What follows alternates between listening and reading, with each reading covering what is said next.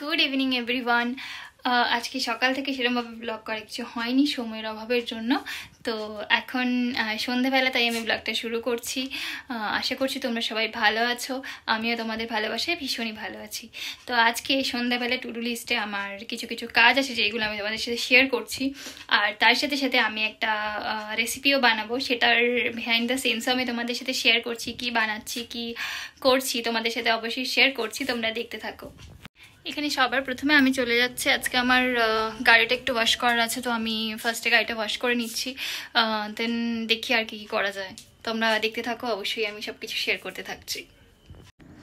তো এই হচ্ছে আমার স্কুটি, আর আমি এসে গেছি আমার স্কুটি ক্লিন করতে। অনেকদিন থেকে ভাবছিলাম স্কুটিটা ক্লিন করতে হবে। আর আমি এখানে নিয়ে নিয়েছি শ্যাম্পু, জলে এবার শ্যাম্পুটা দিয়ে দিচ্ছি। জলটা তুলনামূলক অনেকটাই বেশি হয়ে গেছিলো, বাট আমি পুরো জলেই শ্যাম্পুটা গুলে নিয়েছিলাম, জাস্ট ওপর ক্লিন করবো তো সেই জন্য। তো এখানটায় আমি ফার্স্টে ভালো করে গাড়িটা করে নিলাম ওয়াশ। এবারে জল দিয়ে, অনেকদিন থেকে গাড়িটা ভীষণ নোংরা, রাস্তায় এত ধুলোবালি। তো এখানটায় আমি ফার্স্টে গাড়িটাকে জল দিয়ে ভালো করে ধুয়ে নিচ্ছি।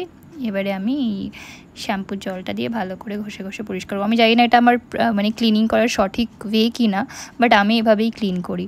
একটু শ্যাম্পু গুলে নিয়ে তারপর ভালো করে গাড়িটা যেখানে নোংরা থাকে বা কিছু, আমি ভালো করে ক্লিন করে তারপর মুছে নিই।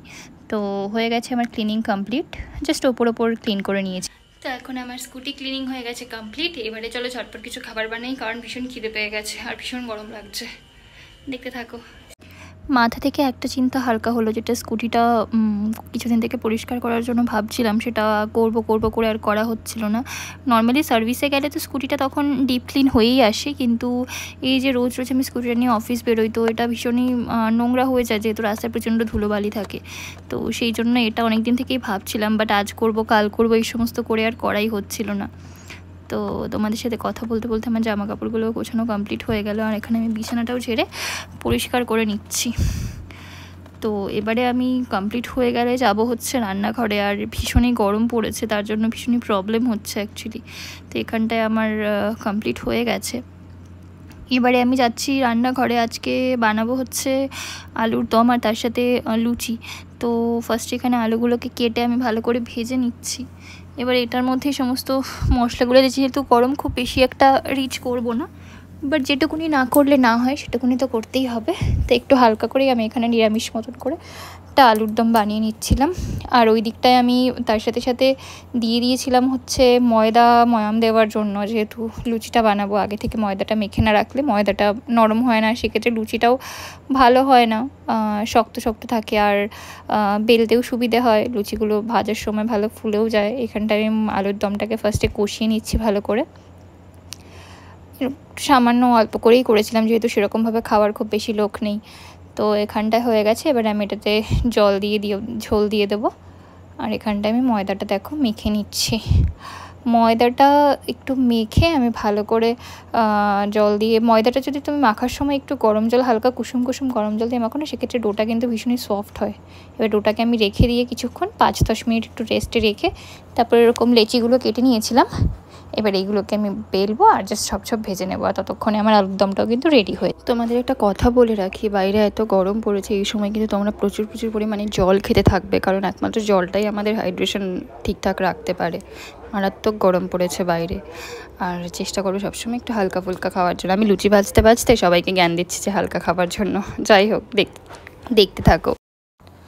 আমাদের বাড়িতে, মানে আমার শ্বশুর বাড়িতে কিন্তু লুচিটা খুব, কি বলবো, ভীষণ রোজ, প্রায় সপ্তাহে অন্তত 4 দিন তো লুচি হয়েই যায়। তো আমার অনেক ভিডিওসেই তোমরা দেখবে যে আমি মানে মেনুতে লুচি থাকেই, লুচি আর আলুটা এই জিনিসটা কমন, এই জিনিসটা প্রায় হতেই থাকে। তো এখানটায় আমি তাই ভেজে নিচ্ছিলাম লুচি, আর লুচিগুলো দেখো কি সুন্দর ফুলকো হচ্ছিলো। আর এই ছিল আজকের মেনু, লুচি আর আলুর দম। তো রেডি হয়ে গেছে আমাদের। আলুর দমটা একদমই গামাখা করেছিলাম, খুব বেশি কিছু ঝোল রাখিনি, যেহেতু লুচি দিয়ে খাবার জন্য। আর হ্যাঁ, আলুর দমটা নামানোর আগে আমি সামান্য কিন্তু মিষ্টি দিয়ে দিয়েছিলাম, যাতে টেস্টটা এনহ্যান্স করে। তো আমাদের খাওয়া দাওয়া সমস্ত কমপ্লিট হয়ে গেছে, আর খুব সুন্দর খেতে হয়েছিল আলুর দমটা। নিজের রান্নার প্রশংসা নিজেই করে নিলাম। তো যাই হোক, মোটামুটি আজকের দিনটা ঠিকঠাক কাটলো। আর অ্যাকচুয়ালি এখন ভীষণই আমার মাথাটা ধরে এসেছে। আমার গরমে অ্যাকচুয়ালি ভীষণ প্রবলেম হয়, গরম হলেই আমার মাথাটা ভীষণ যন্ত্রণা করে, মানে এই পোর্শনগুলো আর এই চোখের দিকটা। তো এখন আমি ঝটপট আগে শুতে যাব আজকে, আর রাতে ভিডিওটা এডিট করব না, তার কারণ যেহেতু মাথাটা যন্ত্রণা করছে ভীষণ, এখন ফোনের স্ক্রিনে দেখলে আরও মাথা যন্ত্রণাটা বাড়বে। তো এই হচ্ছে ব্যাপার।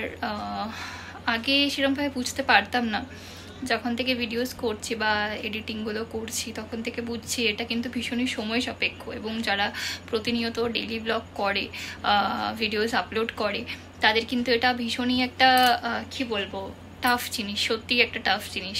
ডেইলি বেসিসে শ্যুট করো, নর্মালি যখন আমরা ধরো ঘরে কাজ করছি বা যেটাই করি না কেন আমাদের ডেইলি লাইফে, লাইফস্টাইল ব্লগ মানে তো অ্যাকচুয়ালি আমার লাইফস্টাইলটাকেই তুলে ধরা, সারাদিন কী করলাম না করলাম, কীভাবে কাটছে সমস্ত কিছু। তো সেটাকে ক্যামেরাবন্দি করাটা একটু টাফ রোজকার জীবনে। তো সেখান থেকেই যারা করে তাদের সত্যি হ্যাটস অফ। তো যাই হোক, চেষ্টা করছি, আশা করছি আরও আস্তে আস্তে শিখবো এবং জিনিসটা আরও সহজ হয়ে উঠবে। তো সেখান থেকেই, বাট আজকে আমার পক্ষে এডিট করাটা পসিবল না, যেহেতু মাথাটা ধরে এসেছে। কাল সকালে আর্লি মর্নিং একটু উঠে দেন ভিডিওটা এডিট করে দেন আমি বাদ বাকি কাজ করব। তো তোমরা অবশ্যই জানিও আমাদের ভিডিওটা তোমার কেমন লাগছে তোমাদের, বা কতটা ভালো লাগছে। যদি কোনো সাজেশন থাকে অবশ্যই আমাকে দিতে পারো, আর ভালো লাগলে অবশ্যই প্লিজ লাইক করে দিও, আর তোমাদের ফ্যামিলি অ্যান্ড ফ্রেন্ডসদের সাথে অবশ্যই শেয়ার করে দিও। আর হ্যাঁ, চ্যানেলটাকে সাবস্ক্রাইব করতে কিন্তু ভুলো না প্লিজ, আর দেখতে থাকো, কিপ সাপোর্টিং। আর দেখা হচ্ছে আবার কোনো একটা নতুন রিফ্রেশিং ব্লগ নিয়ে। ততক্ষণ সুস্থ থেকো, ভালো থেকো, আর অবশ্যই সবাইকে ভালো রেখো। Thank you so much for watching. Good night, by.